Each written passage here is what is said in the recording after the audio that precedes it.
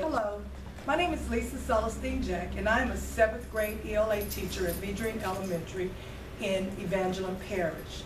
This lesson that I'm presenting today is actually a 3-day lesson. You will see day 1 and day 2, because day 3 is actually the culminating writing. The purpose of this assessment task activity was to provide me with a window into students' cognitive processes. The students will show me their thinking for me to gauge their understanding before they actually complete the culminating writing task. This activity addresses Common Core Anchor Standards, Reading Standard 1, to read closely, determine what the text says, cite specific textual evidence to support conclusions drawn, and also Speaking and Listening Standard 1, which is to participate effectively in conversations and collaborations with diverse partners, building on others' ideas. Plus, Language Standard 6, which use a range of academic words, phrases for writing, speaking, and listening at the college and career readiness level. Thank you. Someone to read for me our do now sentence. Go ahead, Raina. Golden brown leaves are falling gently from the tree. All right, our directive says that we need to put a slash between the complete subject and the complete predicate, and then identify parts of speech for the underlined words. Where does our slash go? Kezia. I put mine after leaves and before R. After leaves and before R. Do you agree? Mm-hmm. Agree? Disagree? You are correct. A. What part of speech is A? The word is and. Rebecca. Article. I'm sorry, I can't hear you. Article. An article? You agree? Disagree? Emily. I can't hear you. A conjunction. I agree. Good. Leaves. What part of speech is leaves? Darian. No. I can't hear you. No. A noun. I agree. Good. Gently. Part of speech is gently. Taken. An adverb. I agree. Good. From. What part of speech is from? Emily. I agree. Preposition.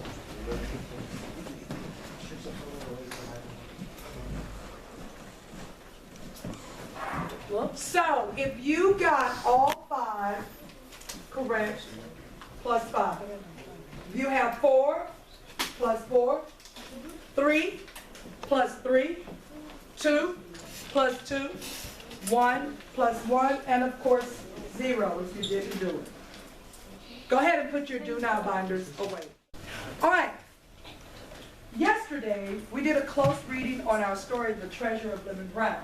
And we determined that our big idea or our key understanding was a treasure is what is important to someone, not necessarily something that can be bought with money. That was the understanding that we took away.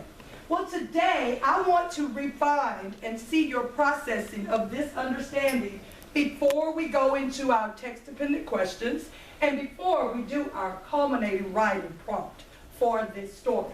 So, at your tables, I have a three-minute paper activity. Please grab one.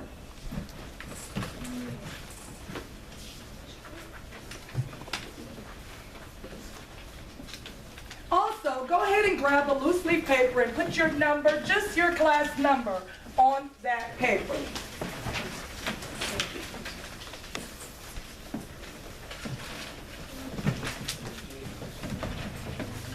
On both, right?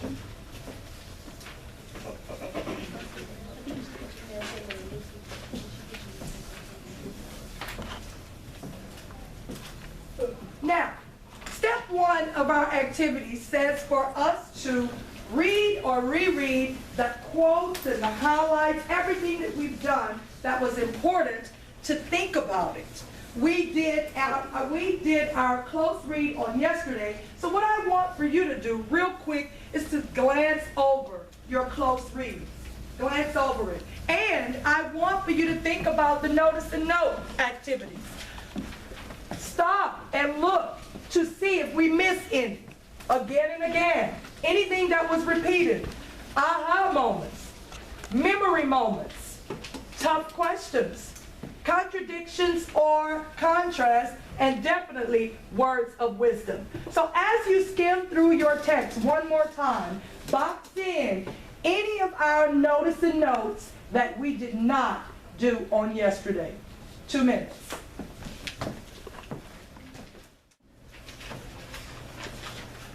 Now, this time we're going to start with paper number 1. So go ahead and label on your paper, paper 1, on your loose leaf, paper 1.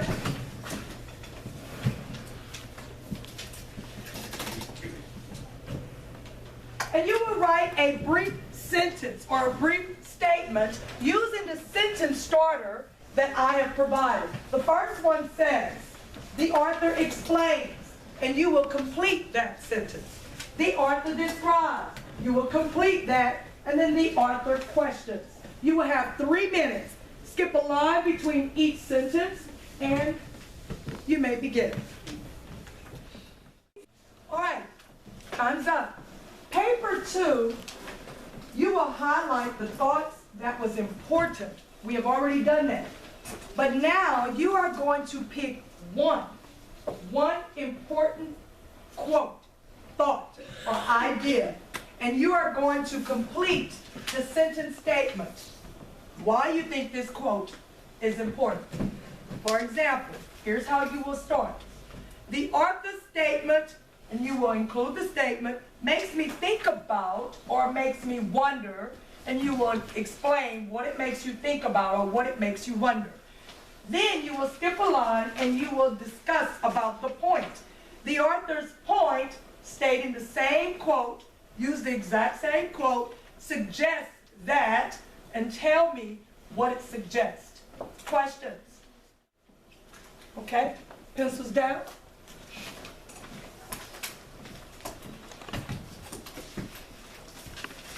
We're moving to paper 3. Now, paper 3 will be your finishing statement. You have written about a quote. You have written what the author thinks and feels. Now you should have a clear understanding. So now we're going to finish our statements. And I gave you a statement, sentence starter statement. And it reads, the author probably believes that, you tell me what you think, because, and give me your reasoning. The author probably believes that, what he believes, because, give me your reasoning. 3 minutes on my timer. And go. Usually when you reason, give your reason, you have to have some type of evidence to back it up. So citing evidence right here would not be a bad idea. Great. Question? Comment? Reflections? Concerns? All right. At this time, what you're going to do is take your notebook paper and you are going to hand it to your table partner to your right. Do that now.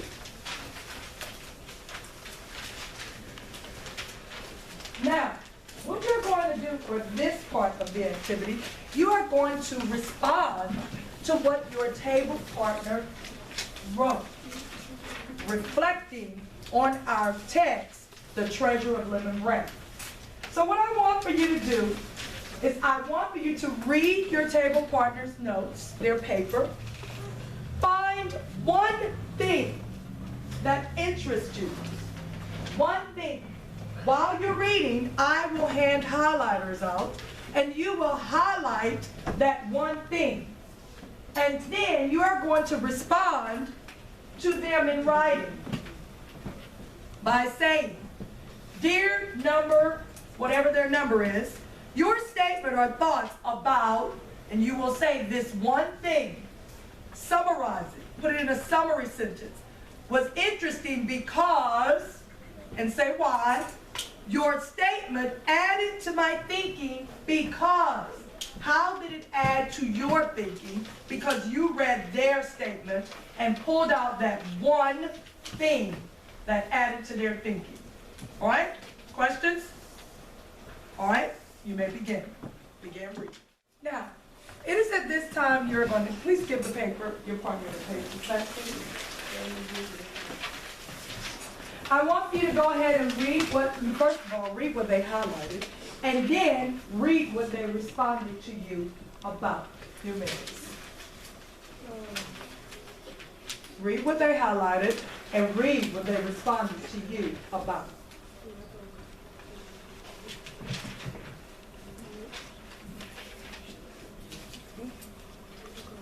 All right. Stop, look, and listen. Now, you, all of you at your table, will enter into a academic conversation. I want for you to talk about your learnings. Talk about what it is, what understanding you took away from this activity. I want you to talk about how everything that you wrote related to our big idea or our key understanding. A treasure is what is important to someone, not necessarily something that can be bought with money. Then, I also want you to think about and relate, make the connection to our anchor text of A Christmas Carol with Scrooge being our character. Questions? Comments? Reflections? Concerns? You may begin. Greg ever treasure something that made him smile? The author question is to know what Lemon Brown treasure means to him and what is his treasure. I did hear some excellent conversations. I want to pull one thought, one idea, one process, whatever you would like to share that your table group talked about during your academic conversation. I will get one person from each group. I'm going to start here because Alexis did raise her hand first, as usual. And of course, you know how we do when we present, so you should. Thank you. We were having a discussion about how You need to speak loud and clear, sweetheart. we were having a discussion about how Scrooge and Greg were kind of alike because they both didn't realize what's important. Because Scrooge didn't realize how important many of the people in his lives were to him, or many people who were in his life. And Greg didn't realize it was important when his father would lecture him. Very good. Thank you. Give her a bag. Great. Next table. Raina.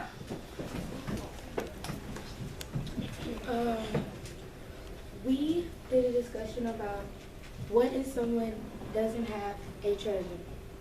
And we said it relates to Scrooge because in his story, he did not treasure anything. He was alone by himself and was mean to everybody that came across his path. And in the Sweet Lemon Brown story, Greg was the same way. Sweet Lemon Brown talked the whole entire time about his treasure, but Greg never mentioned at all whether he treasured anything that was important in his life. That was a good takeaway. Give him a bang. Someone else. This table. Final table. Anybody. Thank you. How it relates to Scrooge or what is the author question is? That's what you talked about? Okay, let me hear it.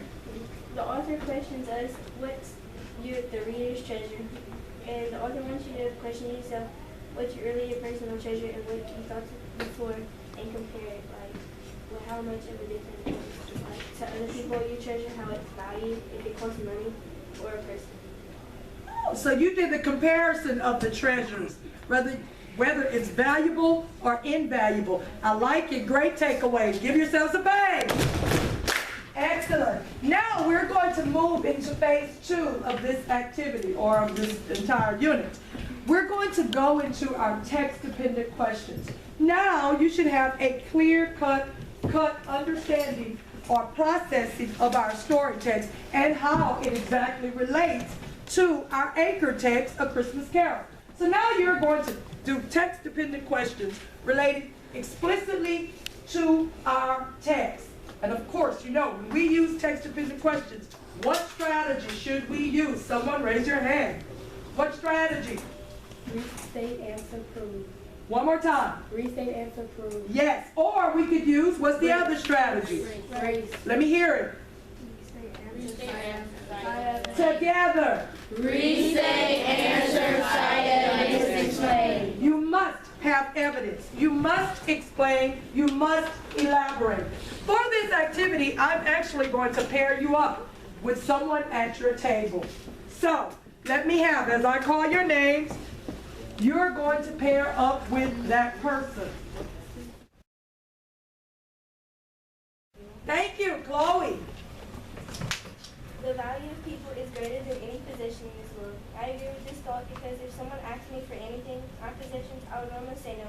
But if they said if I didn't, someone or anyone would be taken away. I would then give it up. Toys and instruments will always be there, not people. And this is why I agree with this thought. Very good. Give her a bang. Great job. Somebody else. Quickly. Quickly. Thank you, Selena. It is important to value people you love over your possessions. For example, if you had to choose between your mom or a cell phone, I would choose my mom because she does a lot for me. Some people need to value other people over their possessions. This is why it is important to value people over your possessions. Very good. Give her a bang. Great job. One more. Thank you, Kezia. Valuing people of possession is important because at the end of the day, when your phone is charging, people are going to be there to talk to you.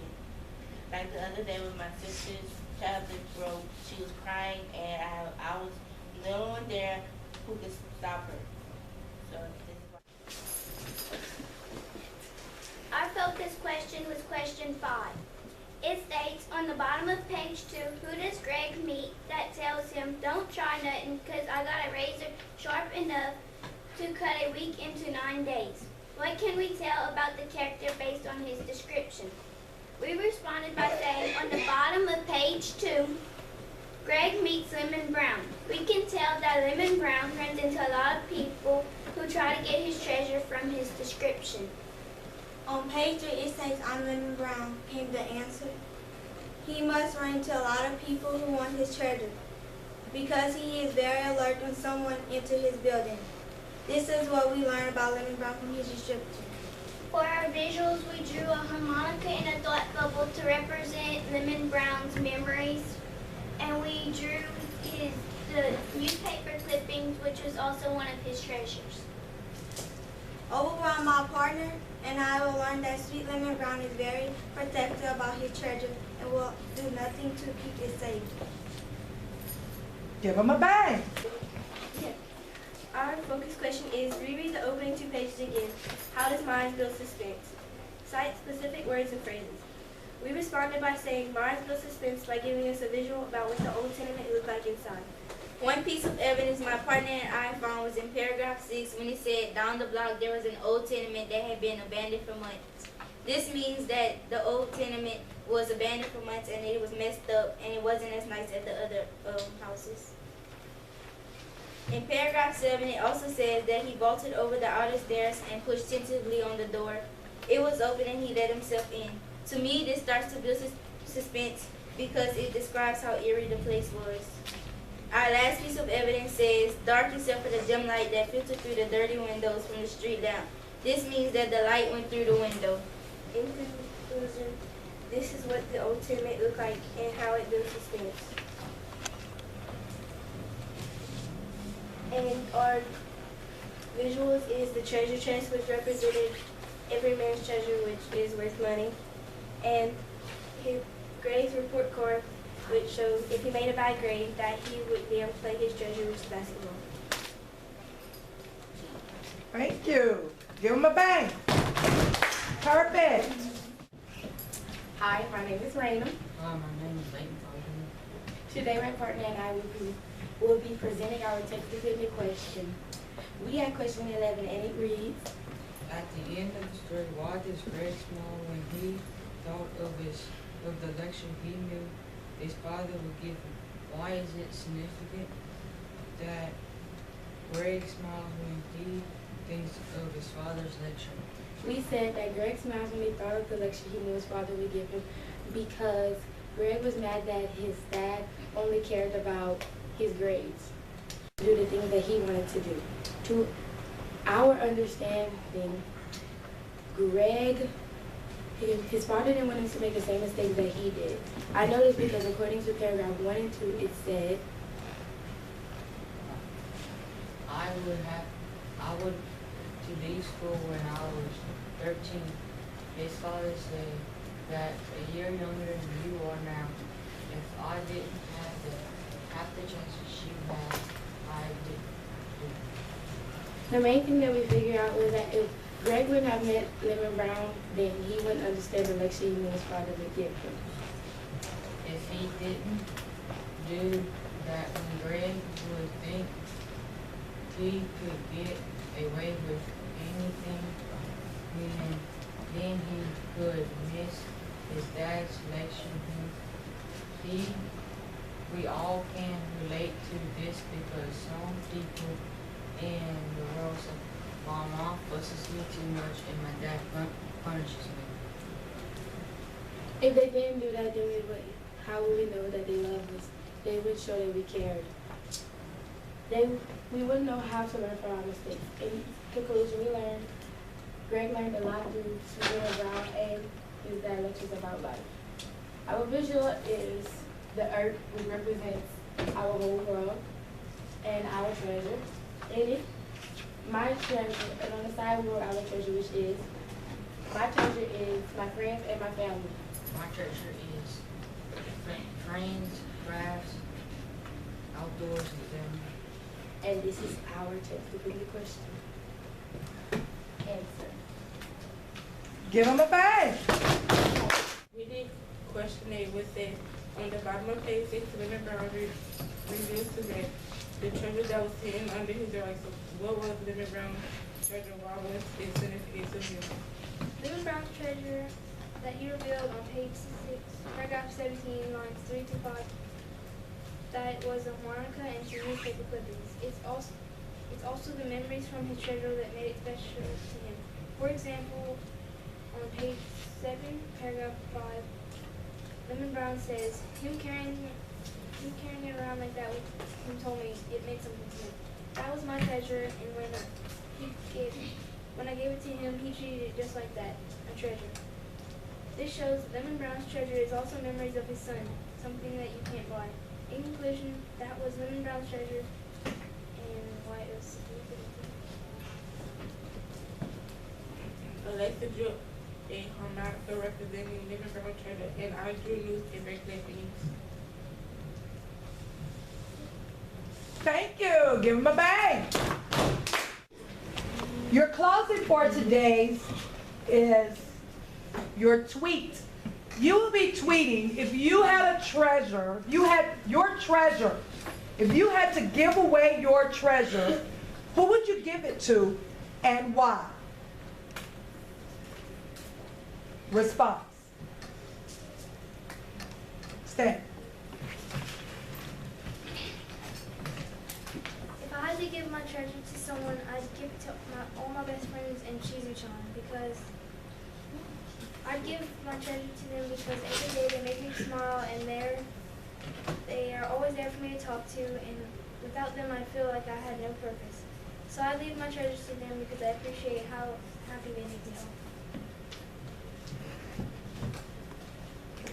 Okay. Chloe. If I had to give my treasure A, I would give it to my best friend because I trust her and she likes drawing too because my treasure is my drawing talent. And this is who I give my treasure to. Hashtag honesty.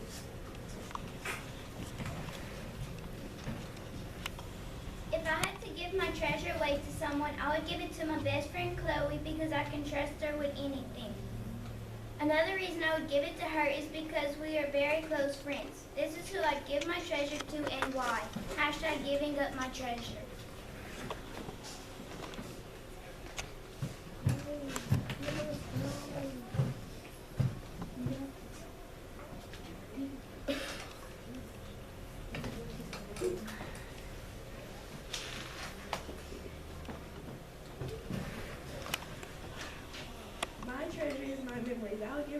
my treasure to my children because I would want them to know what I've been through and the lessons I learned. By doing this, I would want them not to make the same mistakes I made. Hashtag treasure. Hunter.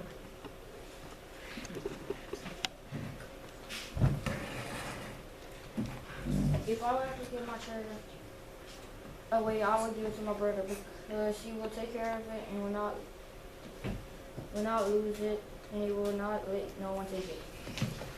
Hashtag treasure. Adam. If I had to give my treasure to someone, I would give it to my younger brother because he would take care of it. Hashtag treasure. Raina.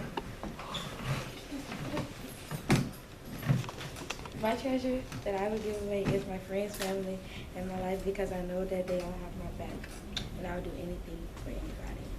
I would give it also to Jesus because he is the best. I would, hashtag Jesus. Final one. Darian. If I was to give away my carpentry skills, I would give it to other people for good use and good things, making good things. Oh, yeah, my skills. Good, thank you. This is my class.